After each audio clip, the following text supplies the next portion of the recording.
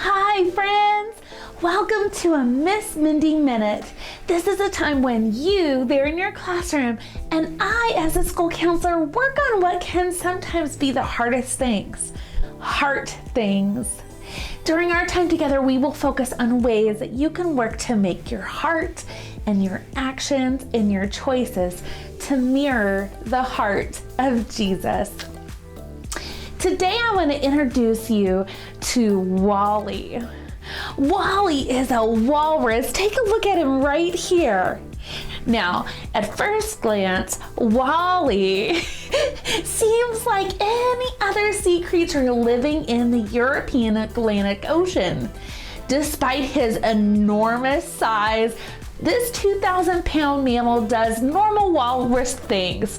He does binge eating fish. He takes long 42-hour naps. However, Wally is anything but regular. In fact, he is very, very special. So here's the thing about walrus. In May of 2021, Wally the Walrus attracted a ton of attention. Sightseers would crowd around Wally and snap photos and make social media videos.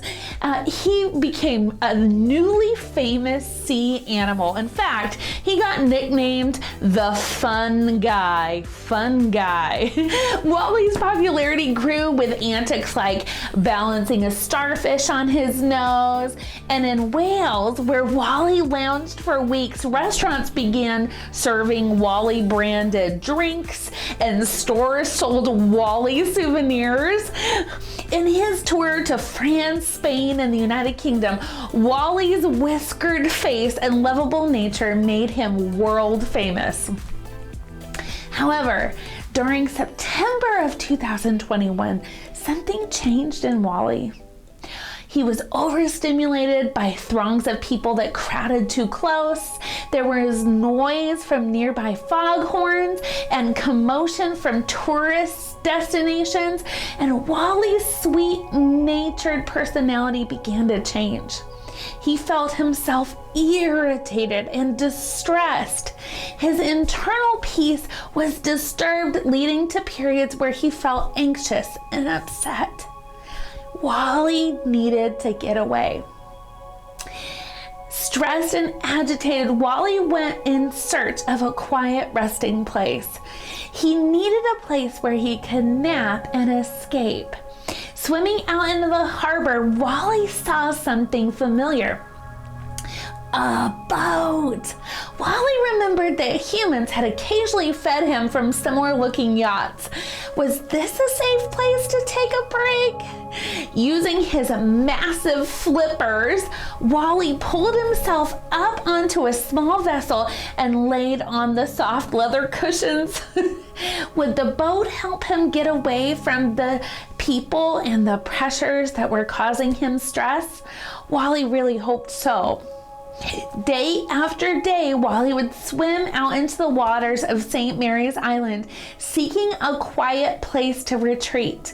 He knew that taking a breath would allow him to kind of get back to that fun guy that he used to be. However, with each attempt to escape onto a boat, he became more upset. His flippers were injured from climbing aboard. He was attracting attention from people who thought a walrus on a boat was a great spectacle. And to top it off, his mega weight caused many boats damage and several to capsize. Wally could tell that the boat owner's patience was getting thin, and they were calling him lovable but naughty, the adorable sea terror. He needed help, but he didn't know what else to do. So finally, Seal Rescue Ireland came to Wally's aid. Seeing that the walrus was more distressed than ever and desperately needed a break, the director, her name is Melody Crock, came up with a master plan. Naval officers constructed a customized boat-like pontoon that was able to sustain a walrus of Wally's size. Using his very own smell and scent, marine biologists made the floatable couch feel like his home. They positioned the structure away from people to let Wally chill out. The escape plan ensured the safety and protection of others while still affording Wally the space he needed to rest undisturbed. Now, a year later, Wally is back to his happy, lovable self. He's rested, he's relaxed, he's building up blubber reserves so that he can return and join his fellow walruses in the Arctic and eventually find a mate. Thanks to that escape plan, Wally the Walrus has a place to go when he begins to feel stressed and anxious so that he can process pressure in a healthy way.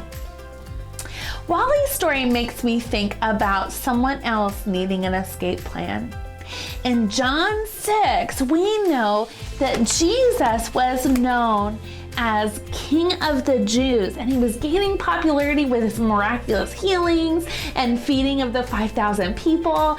People from all over on the grassy hillside overlooking that Sea of Tiberias eagerly hoped to catch sight of the prophet guy. Jesus' teachings and acts had made him world famous. However, the constant demands of people stressed Jesus out.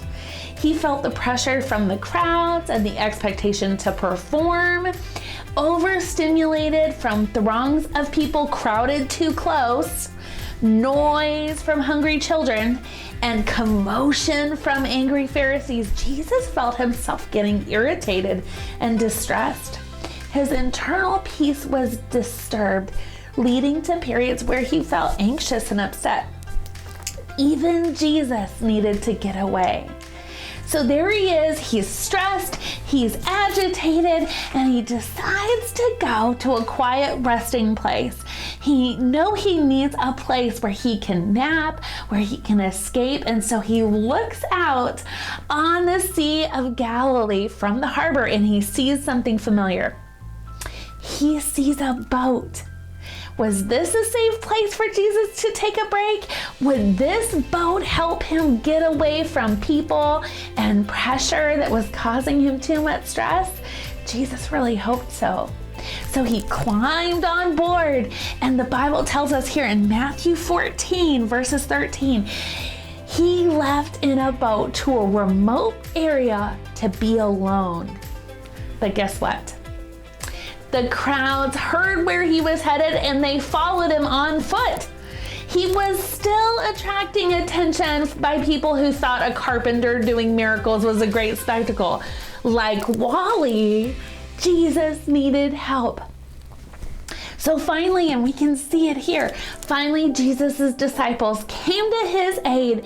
And here's what Desire of Ages Ellen White says. He found himself so utterly wearied that he determined to seek retirement in some solitary place across the lake.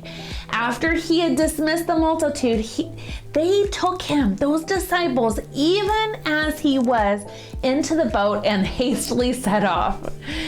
Those disciples provided a way for Jesus to chill out. Their escape plan ensured safety and protection from the Pharisees and Sadducees and afforded Jesus the space and the rest that he really needed.